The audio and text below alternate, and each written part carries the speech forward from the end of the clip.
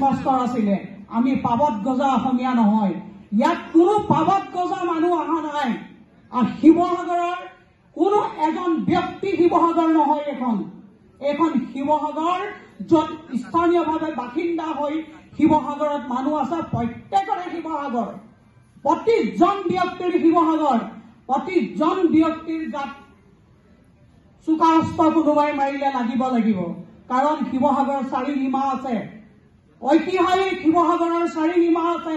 এই চাৰিসীমাত কোনো আমি ইয়াত দুষ্কৃতিকাৰী সোমাবলৈ নিদিওঁ ঘৰতে ককাই ভাই মাই ভনীৰ মাজত খাই বৈ হুলস্থুল কৰাটো চবৰে ঘৰত থাকে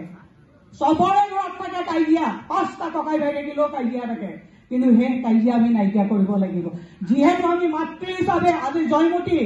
আজি মূলা গাভৰু জয়মতীয়ে ক'বলৈ অহা নাই মই আজি মোৰ স্বামীক ৰতা পাতিবৰ কাৰণে মই ইমান শাস্তি খাইছিলো ঘাট প্ৰতিঘাত খাইছিলো আজি ক'বলৈ অহা নাই কিন্তু জয়মতীৰ কথা আমি বুজি পাব লাগিব আমি সতীসাধিনীৰ কথা বুজি পাব লাগিব ইয়াত অকল পুৰুষৰে আধিপত্য নহয় মহিলাও আছে ইয়াত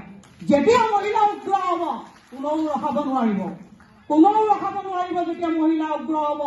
আমি আজি তাৰিখত ক'ব পাৰিছো যেতিয়ালৈকে 6 জনগোষ্ঠী জনজাতিকৰণ নহয় তেতিয়ালৈকে এইবোৰ এটা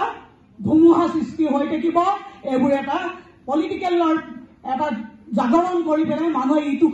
খাম কৰি কোনোবা কেইটামানে মুনাফা খাব কোনোবা কেইটামানে দামী গাড়ী কিনিব কোনোবাৰ ঘৰত টাইলছ নাই টাইলছ লগাব কাৰোবাৰ ঘৰত মোজাইক লগাব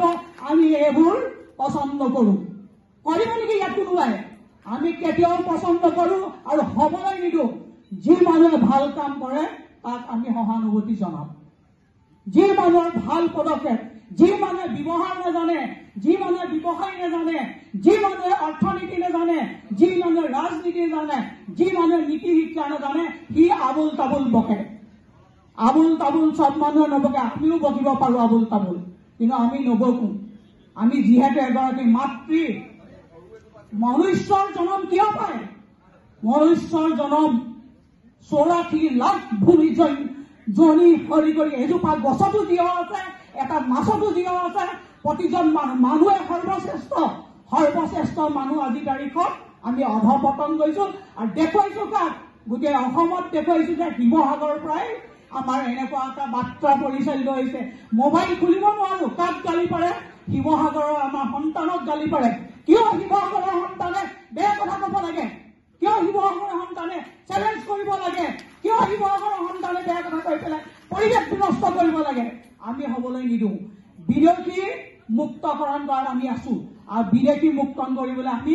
81 চনৰ পৰা আমাৰ মনত আছে বিদেশীক খেদাব লাগে অসমৰ পৰা অসম নামৰ আই মাতৃ আমি বচাব লাগে আমাৰ এইবোৰ মনৰ কথা আমি বনাই অনা কথা কোৱা নাই ইয়াত কোনো কথা সেইকাৰণে কৈছো আমি মহিলা সদায় আপোনালোকে লাও পাতৰ তলৰ বুলি কোনো নাভাবিব যেতিয়া আমি যুদ্ধবীৰ মনৰ ভাৱে আগবাঢ়ি যাম কোনো ইয়াত আমাক ৰখাব নোৱাৰিব সেইখিনিকে মই ক'লো আৰু এইখন আহ্বায়ক মণ্ডলীক মই অশেষ ধন্যবাদ দিছো আপোনালোকে এইটো মঞ্চ এখন পাতি ইয়াত আমাক দুখাৰ কথা মনৰ কথা ক'বলৈ দিয়াৰ কাৰণে আৰু বিশেষকৈ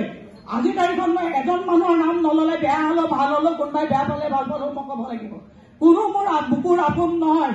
যিহেতু এটা সংগঠনৰ নেতা বসন্ত গগৈ তেওঁৰ মাৰ্জিত কথা কয় আমি লক্ষ্য কৰো মানুহক আমি মূৰ্খ নহয় আমি 50 উদ্ধতৰ মানুহ আমি মানুহ লক্ষ্য কৰো কোনে কি ধৰণে কথা কয় সংগঠন কৰিলে ভালকে কৰি যাব লাগে জয় আই অসম ধন্যবাদ।